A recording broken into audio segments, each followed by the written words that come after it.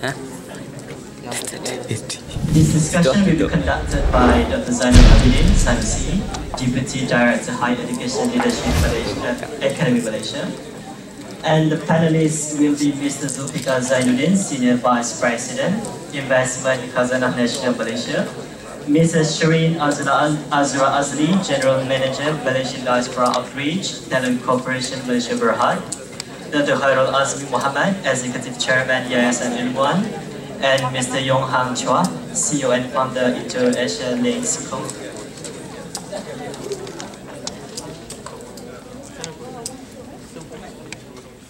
Please excuse me.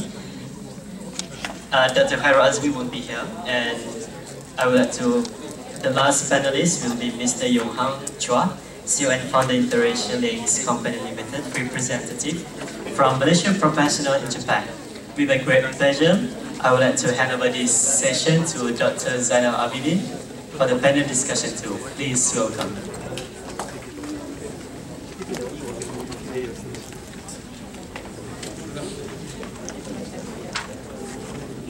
We have all the time?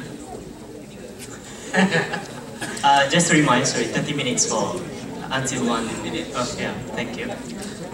Okay, good afternoon everyone. We can't promise whether we'll be sticking to that 30 minutes, given the heat and the momentum, 45 minutes. Alright, I would not be wasting any more time. Let's pick up on the momentum. I think it's heated enough. And I guess how we want to move forward is that we've seen the challenges that have been highlighted. So let's see, let's try to push these questions. When we got the title of Nurturing Future Leaders, Entrepreneurs and Scientists, let's reflect whether this policy are nurturing these qualities or are nurturing the kind of leaderships, the kind of entrepreneurship, the kind of scientists that we want. So we've seen the three, the Secretary General shared with us, the three challenges that the Prime Minister is outlined. One is to reflect and to relook and to reassess the qualities, the values that we are talking about loose policy.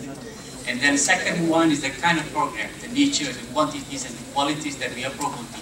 How should it be in the future, right? And the last one is the institutional arrangement. How should it be? So we've got with us three people who are very hands-on. We've got Zul, he's an alumni. Mr. Yeonhang is very dynamic businessman, can I say that? Mr. Sherene is the one that strategizing for talent corp, looking at the qualities and the employee that they want. So with that openings, I would like to open, and maybe you can start with Zul. If you can help us share your view on whether we are, whether the look-is policy is nurturing the kind of quality that we want. Please. Thank you, Dr. Zainal. Assalamualaikum warahmatullahi wabarakatuh. Good afternoon. Since you didn't say 3 minutes, we have all the time. I think on two perspectives. One, today being in the corporate world in the Khazanah Nasional and having gone through other engagements as well, and also as a former student here in Japan, some maybe 15 years ago. I think there's one major flaw when you say we look at how we are addressing the look-is policy and what principles, what values needs to be adopted when we try and see how we emulate, we try and believe what the Japanese has been successful. And in that element, what I'm referring to is the element of desire. It's never been touched. We talk about hardworking, we talk about being ethical, we talk about being punctual, but nobody has actually gone to the root cause in terms of why are they doing all that? Is it in their nature that they just want to do it because they have to do it? When I say desire here, it comes from a very old concept, going to look at future leaders, where if you look at the Malay proverb, di mana ada kemahuan sederhana ada jalan. Or you look at other things where nowadays we also say kalau hendak si budaya tak hendak si budaya, where that is something that is a fundamental reason you look at why the Japanese have been successful today. I cite some examples here where if you want to do something, you've got to be really desirous about what is it that you want to do. You must have targets in terms of what you want to achieve. And I think that is something that for the last 30 years, we've not been able to address in terms of what is that desire that you want. Is there a target that you want to achieve? Is there something that you want to do? You do things just for the sake of doing. You know, and that is something we see as sorely lacking in terms of the driving force in terms of what that is. You know, the other area of desire we look at it is trying to understand that that desire drives your motivation to be successful. That desire also drives you to be adaptive towards what you need to be. And whether it's a Japanese company, whether it's in the public sector in Malaysia, whether it's in American or European companies, whether it's like, for example, when we are in investment banking or private equity, it must be driven in terms of whether you want to be good at what you want to achieve. And that is something you really have to be honest about what you want to answer. You know, for example, Dr. Razak mentioned about, you know, sometimes GLCs ask for soft skills, ask for presentation skills. But one of the things that, even in my own experience, when we ask whether it's Japanese graduates or other graduates, is that at least we want to see your desire, but that must also be coupled by trying to understand what is it that you are good at. And more often than not, one of the lacking parts of Luki's policy graduates is they often think and have that notion that you understand, my number one skill is I studied in Japan, I speak the language, I understand the culture, and by the way, I know a little bit about engineering, I know a little bit about accounting, I know a little bit about physics, when it should be the other way around, you know. I'm a trained engineer, I've done this, and by the way, I speak Japanese, I understand the culture. Then you add value. It's when you struggle to articulate what is it that you're good at, and you say that your number one skill set is the Japanese language and your experience in Japan, that in itself is, I must say, very frankly, that's not good enough. So I think I'll stop there and let the rest of the panel discuss. Thank you, Rizal. I think he highlighted a very strong point. Let's try whether can we pick up.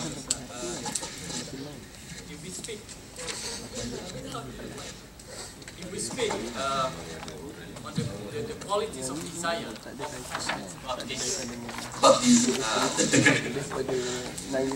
Our team is on Look East policy. If you think in general, fine, we can debate on that one. But if you can bring back to the Look East policy perspective, let me pose this question to Sherene. When you scouting for talent, do you really look for whether they are Japanese graduates that have certain qualities, or it doesn't matter as far as these qualities being nurtured anywhere, or there are certain qualities that you can find only among a Japanese graduate? So can we try? Yeah. Bismillahirrahmanirrahim. Assalamualaikum. A very good afternoon, ladies and gentlemen. My name is Sherene. I always say that if you try to remember my name, you just imagine something serene, you know, maybe Mount Fuji or something, Hakone, and you just add an H after the S. So my name is Sherene. You know, one of the things that I remembered about Look East was that when I was in Standard 1, my father was sent to Japan to do a 6-month course. I hated his company and the government for doing that because, you know, it took away my dad after 6 months, for 6 months from us. But, you know, that was in 1982, I think, 1983, something like that. So now you know my age. But yeah, I remember I was in primary 1 and I thought that was like, you know, what was it? What was it they're trying to do? But when my dad came back, he came back different. You know, he had a vision, what he wanted to do. He was, my dad is actually, I would say, a technician. You know, just a technician, actually with TM, at the point of time, Jabatan Telekom Malaysia. So, you know, at the point of time, he's only, as a technician, you know, he can only do certain things. He could only do certain things, but when he came back, he had a vision of what he wanted to do, where he wanted to be, and stuff like that. So that was something that, how that inspired me. So something good came out of Look East for my father. So he progressed, even though he didn't go to the professional level, but he progressed to be a super skilled technician kind of thing. 30 years later, then I look back at the Look East policy, and I was in GLC, I was in private sector, then I was in the GLC. Actually, I'm from TM, so I'm actually a third generation serving the telecommunication in Malaysia. So my grandfather was in Jabatan Telecom, sorry, my father was Jabatan Telecom. So I'm like a hardcore kind of loyalist to telecom. But then, as desired and as passionate I was about TM, what made me transfer to Talent Corp? And I think you see my profile, I was doing well in TM, but the desire that I have in TM because I have a dream. The title today is Build Your Dream. Build Your Dreams, right? That's the theme for today.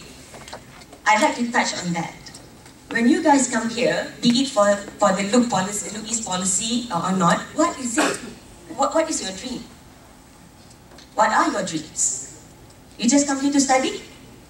Just come here to work? My dreams is that I want to see Malaysia to be the global talent hub. Going back to what Professor Razak said just now, it could be people looking at Malaysia for talent in the future. Yes, we have, when talking about building Malaysia as a global talent hub, we need certain qualities of talent. So Talent Corp looks into developing Malaysians in Malaysia, looks into tapping the brains of Malaysians abroad. We even look at tapping the brains of foreigners. These are the three things, the three talent pool that we are looking at to build Malaysia to the next level. Someone mentioned about Vision 2020. Yes, Talent Corp's main goalpost is Vision 2020, as I'm right. Yes, we want to bring Malaysia to a developed nation. The thing is, it's a journey. When you ask, when we reach a developed nation, what happens next? It's only a goalpost. It's playing catch up. I think Syed Nawar mentioned the same thing also, playing catch up because yes, we are developed, but it's a journey. There's another level, there's another level, there's another level. We need to continuously improve. And in doing so, we need quality talent. Going back to your question, what kind of quality talent? We know Japanese graduates, those who are people who have already got experience in Japan, you have certain qualities. Somehow, GLC have been, acknowledging the qualities to be more in R&D, in new technologies. Like even when I was in TM, when we see graduates from Japan, for example, we would see, put them in TM R&D, for example. But the thing is, even though you're excellent, you are good in what you do, in your research, etc., but if you can't communicate and get across and share with people what you do, and people don't appreciate what you do, or you don't get things out of what you do, what happens? You can't progress from there. And that's why we don't judge where you are, where you studied, whether Japan, UK, US, is that we need that wholesome qualities. Yes, you have strengths in certain areas, but you need to build your competencies in other areas. And that's important for you to know your strengths and your weaknesses. We do not want to label or pre-categorize people when we hire. We don't. So in going to that, basically what we're looking for, I think Look East policy in the past 30 years has achieved certain objectives. But moving forward, what I aspire to see is that more innovativeness coming out of it, more entrepreneurship, spirit coming out of it, more evolutionary creativity approach coming out of it as part of the growth. And I think adaptability, number 4, is very important. It doesn't matter where you guys go, get into a Japanese company, you book up companies sendiri, but you must make sure that you know that you have the adaptability to succeed in whatever you do. And last but not least, number 5, loyalty. I think that's very important. Well, I'm from Talent Corp, so you can blame me for that, I'm very loyal to my country, I'm very patriotic to my country. I want to do whatever I can to contribute to my country. And I think that's very important as well. You have to be loyal and believe in what you do. So that's my 5 points. Thank you, Sherene. Still, I've got a job here. I thought that I want to push. How far can we really see whether Look East policy is answering what we want? So when Sherene was saying that it's communication skills, it's adaptability. So let's put in mind and try to reflect first whether these are the qualities that you get from here, being exposed here. So, or we are looking at from different perspectives and see how this can be further nurtured or articulated so that can give qualities to be educated during your stay in Japanese.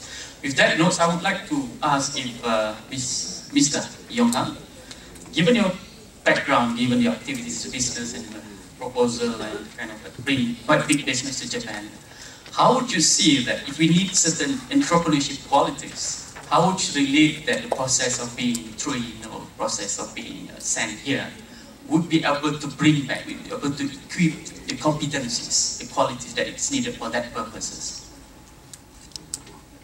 Thank you. I'll challenge Sherene, and then I'll disagree with almost everything she says. To start off with, the name, she's trying very hard to say, remember my name, Sherene. I come up with mine, Yeonhang. Any Japanese will know me. Any Malaysian will know me. Any Japanese will know me as a bankrupt company. Doesn't matter. As long as I'm not bankrupt. That's very important when you meet somebody for the first time, whether they remember you or don't remember you. That's very important. I had a huge advantage having a bankrupt name.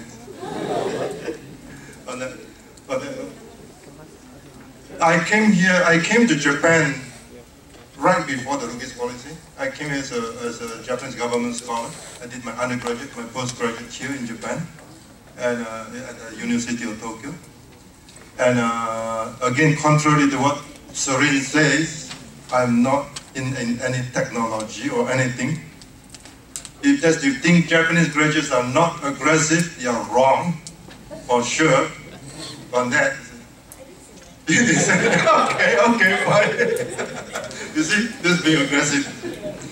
So what kind of graduates can you get from Japan besides in technology? I know that you can get a big-time bullshit artist like me. It goes a long way. If you're good in bullshitting, it goes a long way. So I love the business. After graduation, I goes into the biggest bullshit artist business called investment banking. And I've been investment banking for 24 years. I was running Merrill Lynch for Japan in capital markets, in derivative tradings. I was running Merrill Lynch for Asia Pacific, the whole region, Asia, including Malaysia, as a head of capital markets and head of derivative tradings and investment banking. So that is all. I mean, after that, of course, I work for all the Japanese Malaysian students asking whether Japanese graduates is compared to US graduates compared to UK graduates. I can give you some experience. I work for 2 Japanese companies. I work for 2 American companies. And I work for 2 European companies. The Japanese companies is IBJ, at that time the largest bank in Japan. I was running the Asia Pacific investment banking operations. And Shinsei Bank, a smallish Japanese bank here in Japan, running again the Asia Pacific M&A corporate advisory business. And for the American companies, I'm doing for Merrill Lynch, as I say, and for Solomon Brothers, which has subsequently become Citigroup, you know. And the 2 European companies is Deutsche Bank, head of capital markets, so in Japan, and Barclays Capital, Barclays PLC, and head of investment banking for Barclays here in Japan. So for all, if you want to have any comparisons to which one do better, or whether a Japanese graduate can survive in any of this environment, ask me those questions on that.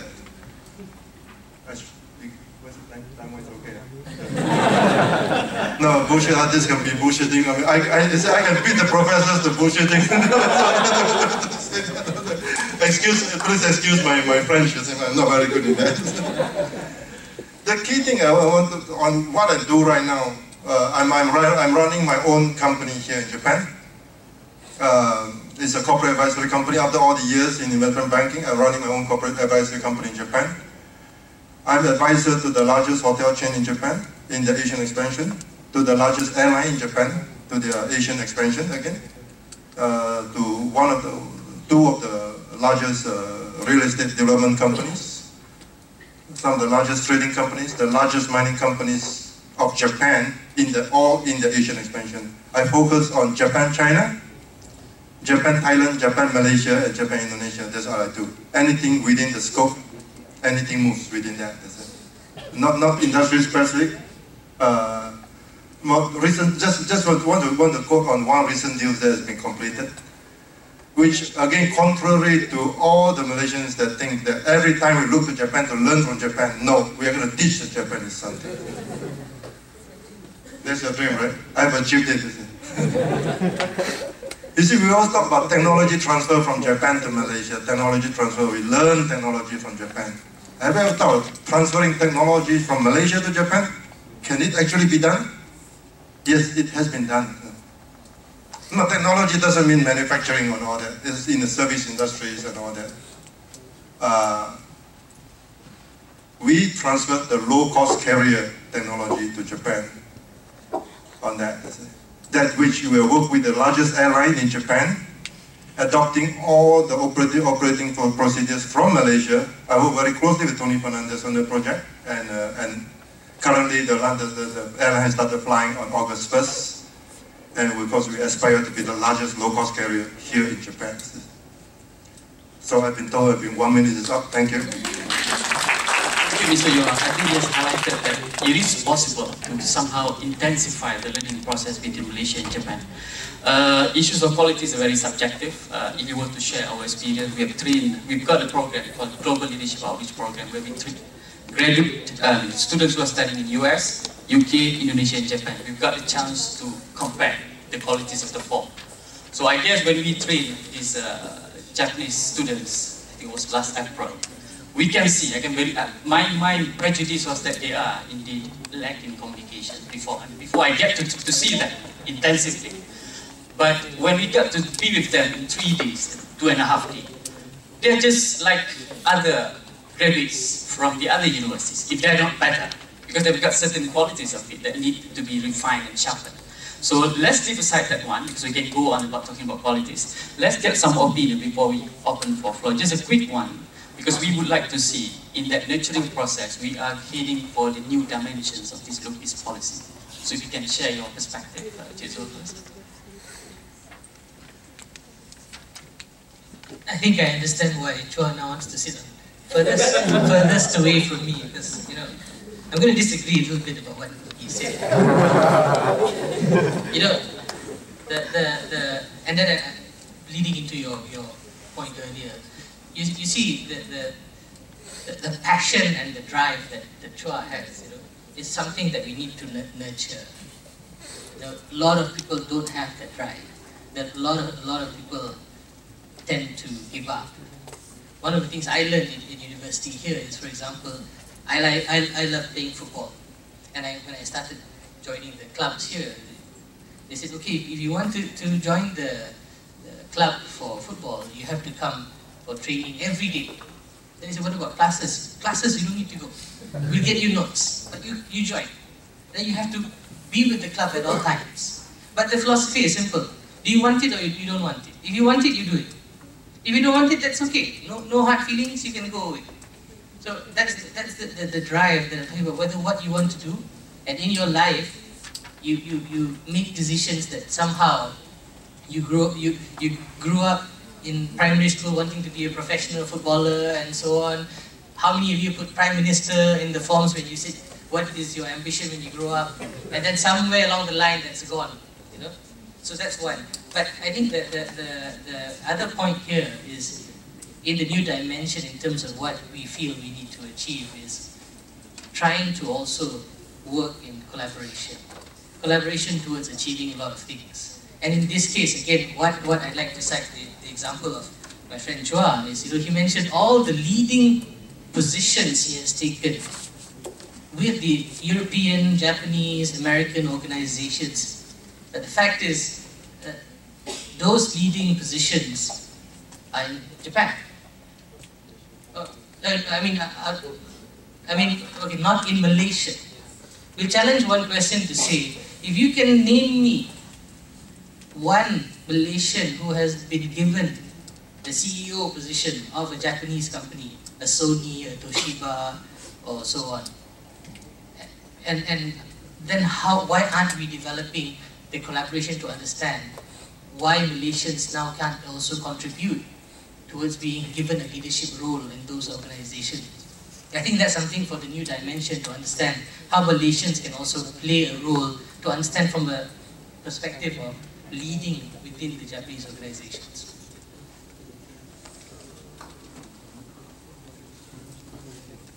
I think I mentioned this now that the dimensions that I would like to see probably moving forward from the first phase of the 30 years to the second phase is, I think, to see more of that, the 5 things, the ones I mentioned just now, the innovation, innovation, the creativity coming out more from what we can get both ways from the East policy that we are doing now, and to nurture more entrepreneurship. Maybe Mr. Chuah, can be one of the exceptional ones, for example. But I think we want to see more of that because we see gaps. We see gaps in terms of the talent qualities that we have in Malaysia.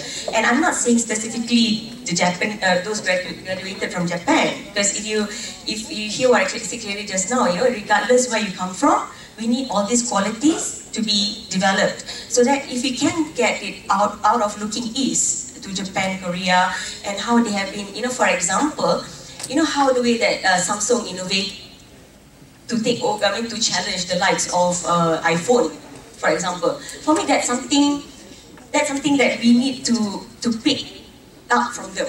How do you actually nurture, develop, and innovate from that angle, that creativity coming through? In terms of entrepreneurship, one thing that you can see how the Japanese companies go abroad, for example, how they brought Honda into the United States, penetrate their what do you call it, car punya market, kan? So the thing is, what do? There must be some kind of creativity or innovation in their own marketing, for example, and how they handle their businesses. So these are the things, if you ask me about the dimension that we can tap on more from the Japanese companies or even Korea, in terms of looking east, that would be something that will be bringing value to Malaysia and closing the gap, the talent gap that we have now. So that's an example. In terms of adaptability as well, I think the previous panelist mentioned about, yes, we speak Japanese more. You have to adapt into American companies, the European companies. Yes, you have done well, definitely, as I said, but we want more of that. It's not that we haven't done it at all, but I think there's room for us to progress further. So that's one thing that I think that we can look into another dimension for us to move forward with the new phase of Look East policy. Yeah. So I think those would be something. Thank you, Sherene. I didn't talk about Look East policy at all, so just talk one thing about the Look East policy.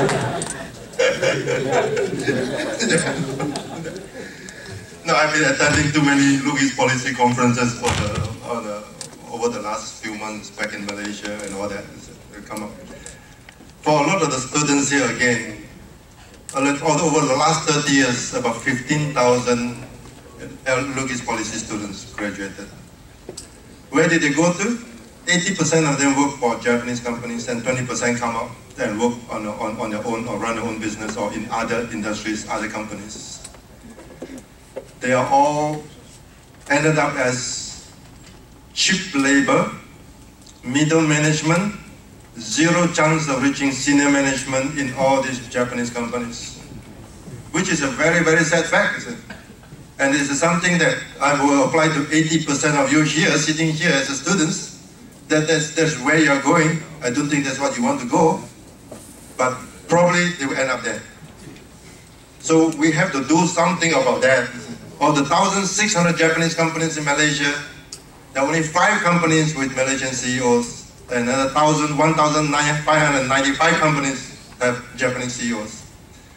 You can talk about Dell in Malaysia, you can talk about IBM in Malaysia, the Deutsche Bank in Malaysia, but even JP Morgan in Malaysia. All their CEOs are Malaysians. And you talk about Nomura, you talk about Tokyo Mitsubishi, UFJ, they're all Japanese CEOs. And the Malaysians are very good as the middle management. That's all you're looking at you for, which is a setback. We need to do something about that. I like when Mr. Johan said that he's been attending too many of Louis. Talk about Louis policy. But maybe one thing that we would like to move forward is that why not we pick up those 5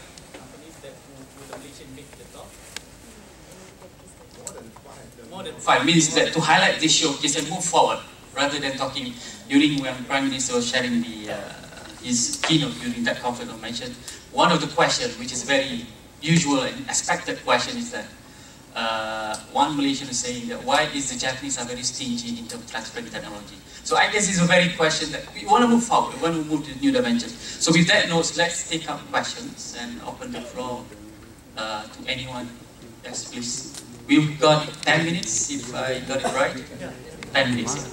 Coming from University. I don't know whether I'm going to ask question or I'm going to address my opinion on the three aspects that have been discussed in our Look East Policy panel discussion. Okay, on the leadership side, the panel quite strongly mentioned that there is a lack of communication skills that's coming from the graduates from Japan. But I don't totally agree. Yeah, generally you have the perception of this, but I don't totally agree about this because I believe that when you involve in Japanese university, particularly in the engineering side of the research, you will have a weekly presentation, or at minimum once in 2 weeks presentation in front of everyone of your laboratory members. So it's not about lacking of the communication skills, but it is actually, they are trained to speak when you deserve to. This is what I believe. Because they are giving so much authority to the professors to lead the lab all the way up to whatever level you would like to take your lab. Means that once you deserve the post, being a leader, you will be hand one of the posts. And at that particular time, you can speak. So this is, I think the thing is, the culture is different in Malaysia. So my advice to the future graduates that from Japan is to know when the time comes to speak. Because you have trained for 4 years to keep on listening to your sensei, and you suddenly become very silent.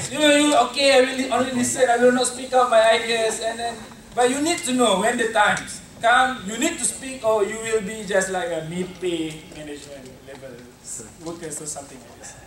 And on the entrepreneurship, the main question that I'm going to address is whether or not the government have institutionalized proper policies in enhancing the entrepreneurship chances for the graduates. You know, early back in the early days of Japanese development, I believe that the government have invested a lot of money in the heavy industries. That's the reason why they can have Hondas, Mitsubishi. Even if you go to I'm working on the gas turbine site, and based on the history of gas turbine development, in the early days, the government itself spent a lot of money to make sure research has been done in the universities and then pick up by the industries and produced into a physical system or working system, which now utilized all over the world. So whether or not government is preparing to promote the entrepreneurship from the graduates is another question that we need to look into it. Because providing insufficient environment for the graduates will not help us, and we will keep on bragging they are not good enough in entrepreneurship, and then so on and so on and so on. But we can see a lot of future talents here, which are actually coming from the best achievers in our country, in our education. And the last thing about the scientists, I believe Japan should be one of the main focus in terms of us to produce a very good scientist. And coming back to that, our Professor Lau has mentioned, we should now look back to ourselves instead of keeping looking west or looking east or looking wherever you like to look. Because as also mentioned by our first panelist, you know, we have our own problems.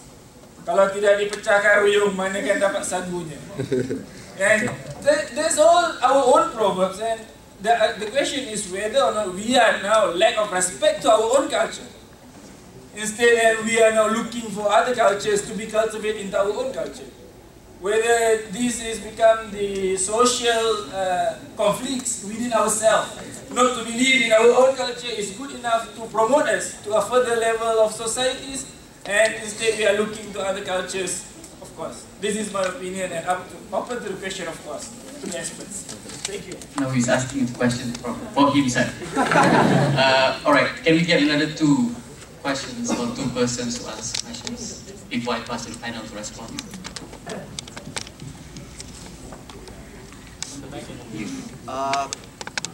Hello. I would like to pose a question to Mr. Yeonhang. Especially, I find it interesting because he said that he works in many different companies. So, and now he's opened his own company. So whether he had in mind when he started working in all these companies, he wanted to open his own private company. And whether he plans for it, and when was it the time when he felt he was ready for it? Or is it just that he, after it's like going to different companies working and then you feel fed up by it, you want to start your own company? Or is it because after a certain level of working, you gain this, I would say, confidence or maybe skills or whatever, that when was it the time that actually struck in your mind that this is the time where I'm supposed to open my own company? Because I think it's like you can argue about the condition of being correct, all this, but it's just, for me, it sounds like it's in a sense, e-walking. Just an excuse basically, but it's much more important to ask something that could be, that you can use it for your own self. In that sense, an experience and guidance in that sense would be much more better. Yes, please, yeah.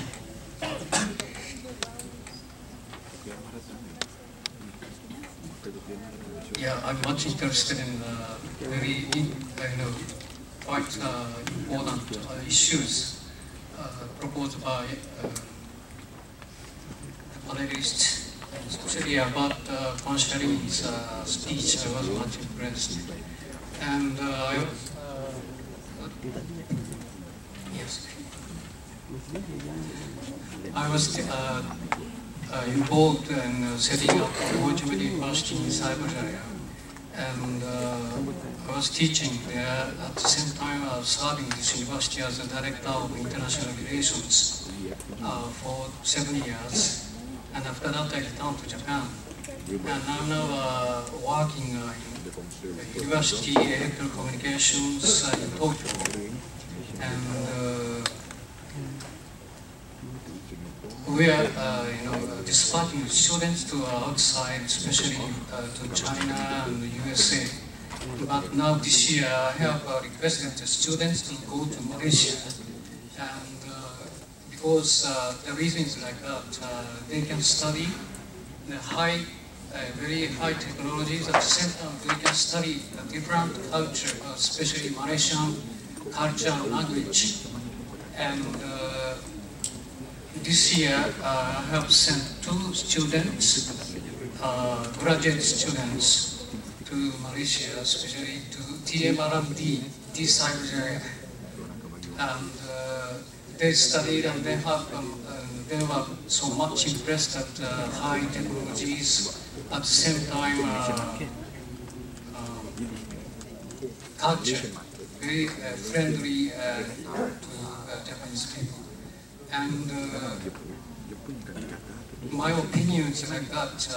This is my idea is very close to this Middle East.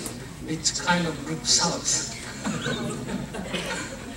And I will keep this relationship with Malaysian society. And next year I will dispatch more students to Puchin. And I have discussed it with Professor Khairul about half a year ago. And my opinion to the request graduates, you should have the confidence because you have overcome the economic crisis, like a moratorium twice. And in 1999, you have met very big economic crisis caused by birds crisis in Thailand, but Malaysian society was keeping a very high economic growth every year, around 5% up to 8%. Still, this is kept around 5% economic growth. in Japan, the economic growth is sometimes plus, sometimes minus. The mosquitoes are very big. And so my opinion is, look, these graduate students graduate, and still some students are there, and they have to have confidence that Malaysian society, much about Malaysia, have overcome or the economic crisis twice in a very severe environment. And this is my opinion. And I remember the word, very important word, Malaysia boleh. Yes. Look south, I guess at the end we'll be like looking at each other. Let us invite the panelists to respond for one more. Okay. For the panel response. Bismillahirrahmanirrahim. Rasanya saya better cakap bahasa Malaysia sebab dalam ni 90% faham bahasa Malaysia. And then I'm not understand why people speak English here. Okay, yang pertama sekali, selalunya kita mana-mana kita buat panel discussion ke apa ke tentang Louis policy ni, and very sad to see very few Japanese come, and then no government bodies, especially foreign affairs, to listen our views or anything. That's why we just talk within this group, and then no paper, no such paper been doing, and then no newspaper coming except on site Munawar. And then actually we just believe each other, because the seniors, that means we were sent on the 84 first batch, and then up to now 31st, 32nd batch, and then we look to first batch to 15 batch, they are stranded in Japanese company, because at my time, I came here 1988, and we are very, very proud. And then after we graduate, I'm graduated from Ahmad Technical College. No chance to become a government servant. And then at the time, JPA proudly they say we release you with free money. And then we also very big money, and then we accept it as a grant, that means free money, and then we try to be Japanese, good Japanese servant, and then all my senpai from the first batch up to 15 batch, I think now about my age, 45, 48, where are they? Who's going to help them? Now become the retiree. Okay, we talk about now. Okay, no problem with the technologies, everything, and then telecom can help them. But all these people, actually, they have about 20 over years experience as engineers or something else. As an interpreter, most of them become interpreter. I think that these people are sacrificed for the Louis policy, because Louis policy have two channels. I think one is for business, to develop nation from the agriculture country become the industrial country. That means we are success. In order to catch all these things, they send to people human development, human capital development. We are one of them. Okay, but the problem is now maybe pada masa itu good decision on that time, but now maybe not relevant. At the time, at my time, when I graduate, I think I got offer about 15 Japanese companies. And then the salaries is different compared to other companies. So that's why we wanted to be Japan, very proud, even though kerja kilang.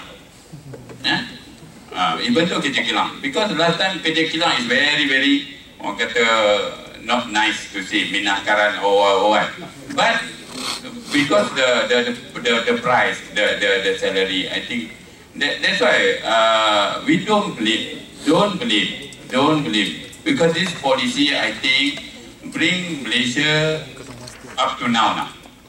But the problem now, is it the recipient, that means all the scholars, now they do their job or not? That means our debang, not the government. Government done everything already. Is it our foundation is good enough? Sir, sorry, in the interest of time. Give me a minute. Okay. Is it our now we try to bring back all the talent. Is it our foundation is good enough? Is it our foundation is very good? And then like I mean the foundation is very good. That's why you can transfer the technology. But other than that, and then welcome to the sinking boat. LEP. All the students. Okay, thank you very much. Alright, if you can get the panel to respond, there are a number of issues that I guess leadership, entrepreneurship, I was mentioning, and then one specific one that goes to Mr. Yeonhang, if you can answer that one. And then how to comment on that Look South policy, whereby the increased learning process are now happening between Malaysia and Singapore. And the last one is that Malaysia and Japan, sorry, somehow. The new dimension that we try to push for. And I guess maybe what we try to do, if you can see from here, is that we get Ministry of Education come in, which is a new dimension where we get to be more active involved. So with that, if you can start with Zul first, but whichever question that may be relevant to you. Sorry, I got lost between which one's questions, which one's comments. Yeah, so I think but I'll talk on the topic about the future and how it impacts all of you. I think all said and done, the way of the future is that the responsibility or the onus is on all of you yourselves. So today, in this day and age, I tell my children, I tell my wife, don't ask me a question about where is this or what is that. There's this thing called Google that you can go and find it yourself. You know? So for example, when I first came to Japan, we didn't even get to choose which university. We had no data or nothing to refer to. When somebody told me, you got selected for Wakayama Daigaku, I'm like, I've never even heard of that place. And I didn't have much reference. What we did was we tried and call our senpai who was studying overseas, where is this place, what can you share? You know, and so we explored.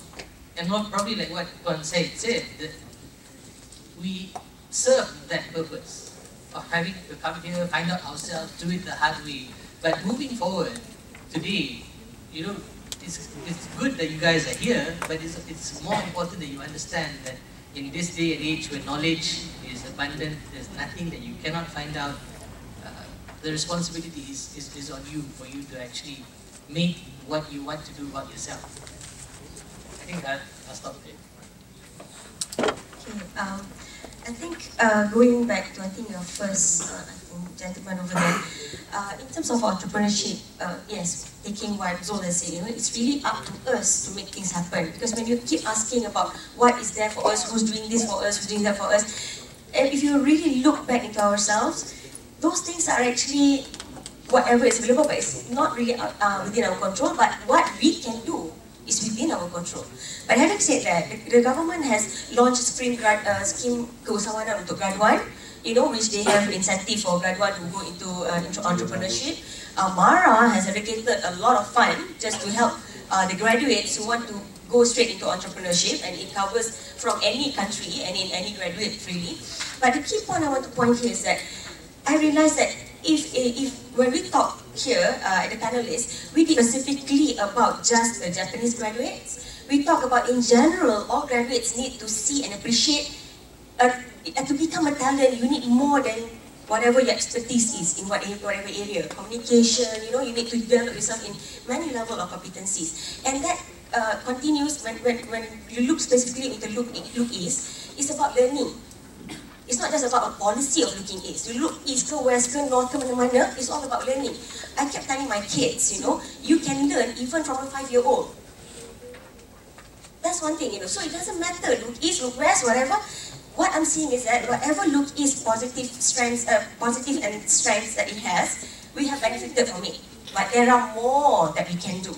So yeah, we don't have to change looking when stop the look east, because we can still learn more and do more from the look east, for example. But it doesn't stop us from looking and learning within ourselves, within our own culture, within and from other countries. For example, it's all about learning and getting the best out of every world. A lot of people say, you know, it's not possible for you to eat to get the best from both worlds. I say you can get the best from any world. You know, all worlds you can get. That's something that I believe in. In terms of your comments, sir, on the NMU and R&D, thank you very much. I was saying to Mr. Chuah just now, my dream is to actually see the transfer happening. So that's one part that we have done. But we can again do more. So the dream has to keep growing. In terms of bringing talent home, I think gentleman in front there mentioned about talent. Actually, for Talent Corp, when we're talking about bridging the gap on the talent needs for the country, we develop Malaysians in Malaysia, all the Malaysian talents in Malaysia. We do a lot of programs with them, upskilling, you know, internships, etc., and leadership to bring quality talents to a certain level. For Malaysians abroad, we look at for those, you know, for those who are ready and to serve the nation to come back, you know, we will facilitate with opportunities when it comes to jobs or businesses, etc. But for those who are abroad, we want to tap your brain. You can contribute from wherever you are. You know, it doesn't stop you. This is where the patriotism and loyalty from the look east could be very, very beneficial. Is that you can be anywhere in the world. The world is borderless now, but you can contribute from wherever you are. So that's one of the messages I want to share with all of you, and that's how we've been tapping the brains. This is today one example. When I first met with Afiza and Khairul in March, they have so many ideas, but they don't know how to do it. So we said, no, I mean, you and your friends lah. You know, so we said, you know, why not share all the knowledge that you have? You have a lot of theses done, a lot of research done. Share it. Shout about it. Market yourself. And this is what has come out from that discussion in March. And I'm very happy to see this happening. So share it. Contribute from wherever you are, and this is a very good example of this need. And then another thing is that I think desire is very important. The desire that you mentioned just now, not only to help yourself, but you also have to have the desire to help others. And that's very important. It doesn't matter you kerja dalam Japanese company ke, you kerja dalam mana ke. It's very important that you have desire to coach and help others, because then the Malaysia can grow to the next level faster. Got 3 minutes. Okay. Just 3 points. On the point that I agree with Sherene. You don't have to go back to Malaysia to contribute to Malaysia. And Zul mentioned that you're overseas, you're not contributing to Malaysia because you're overseas. I disagree with that. He didn't say that. No, there are a lot of things you can actually contribute to Malaysia, and actually you can only contribute to Malaysia because you're overseas. Once you're back in the country, you can never do the same thing. For example, shipping a lot of money to Malaysia, you can only do that when you're overseas, right? So that is how I do my part of contribution to Malaysia. That I do a lot of financing for Malaysian companies over the years.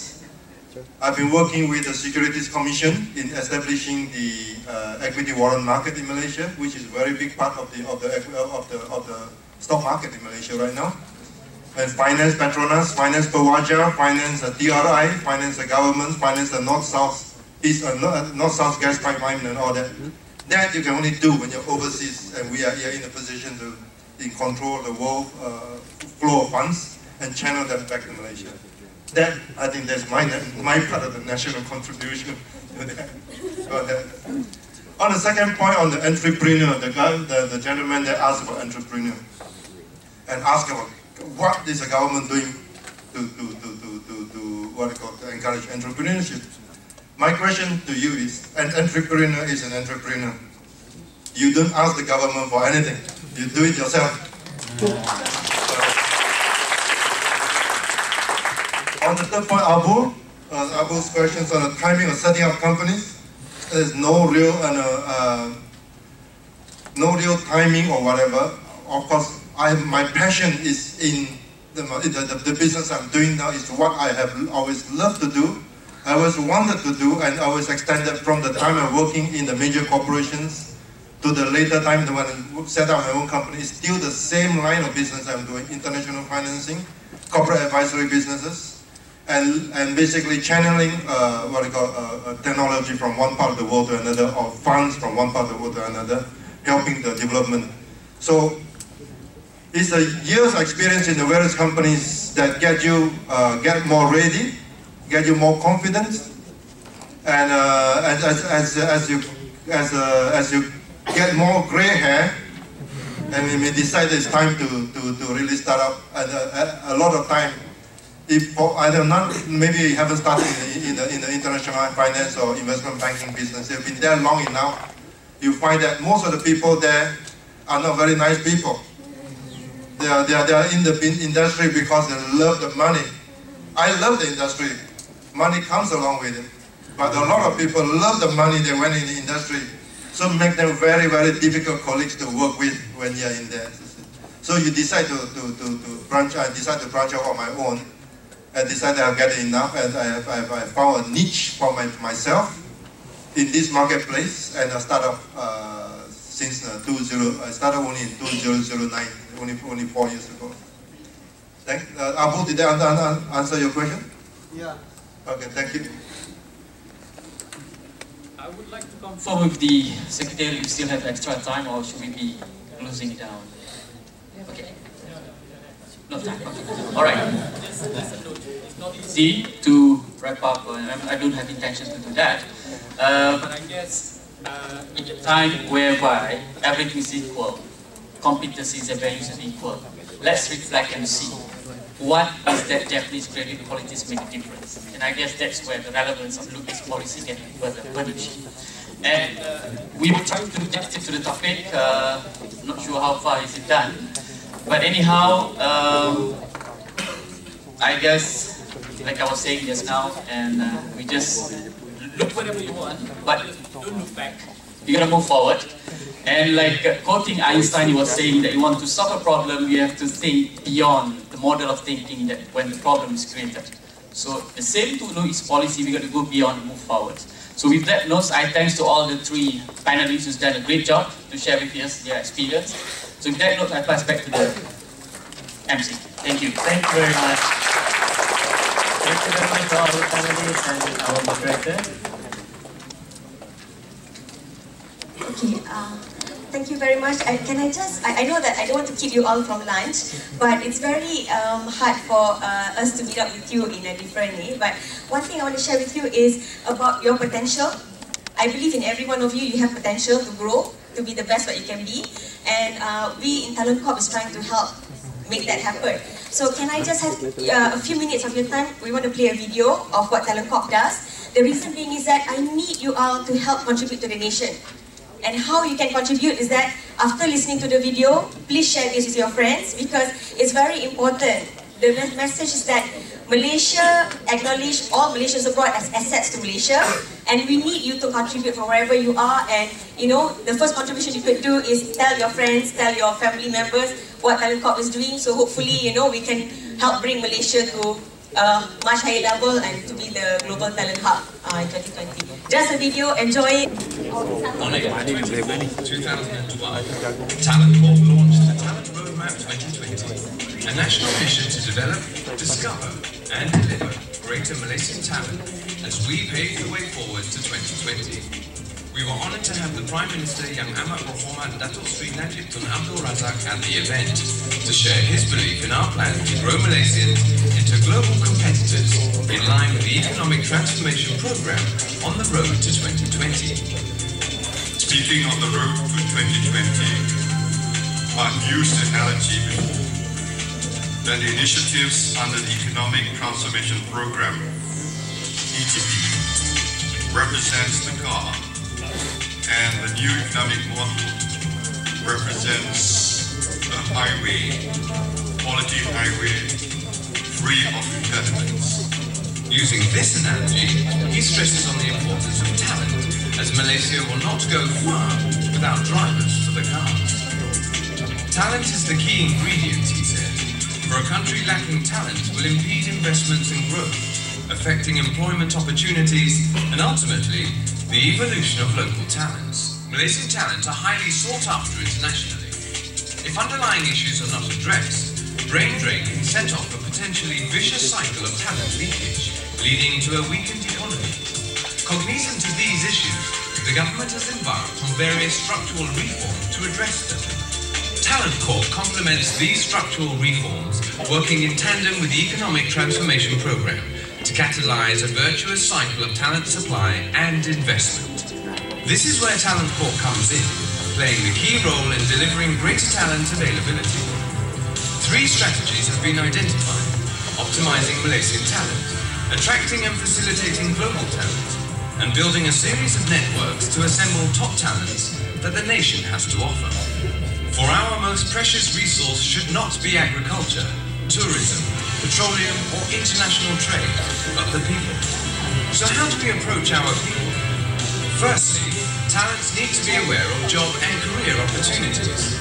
Internship programs will need to be enhanced for smoother transition as students become employees, and to optimize talent through platforms such as management of government scholars. But we won't just stick to our shores. In the global race for talent, countries and cities compete to attract, retain, and grow the best. Talent Corp, along with leading companies, will reach out to Malaysians living abroad and facilitate their return. At the same time, we will draw talented expats by facilitating their entry and retention. To meet the demands of the ETP, talent networks will need to be established to identify the best talent for the best role. The Diaspora networking platform will be developed to facilitate advisory or investment contributions into Malaysia while engaging the expat community. Ladies and gentlemen, we aspire to emerge as a developed nation and as a global talent destination. Malaysia in 2020, just 8 years from now, will be a developed nation and global talent destination as we work together to develop, discover and deliver greater Malaysian talent. Talent Corp. Okay, thank you to all the talents in this room. Thank you very much for your time, and I hope you can continue contributing to Malaysia. It doesn't matter where you are. For those who want to come back, you can get my card. Okay, so all this is on our website, and our roadmap as well, how we do this, also in our website in case you're interested. Okay, thank you very much again. See? Thank you very much. Please give a big applause to the both panel discussion and also to Talent Corp for their great. And I think the discussion, is getting very important. Anyway, we are going to have a lunch break.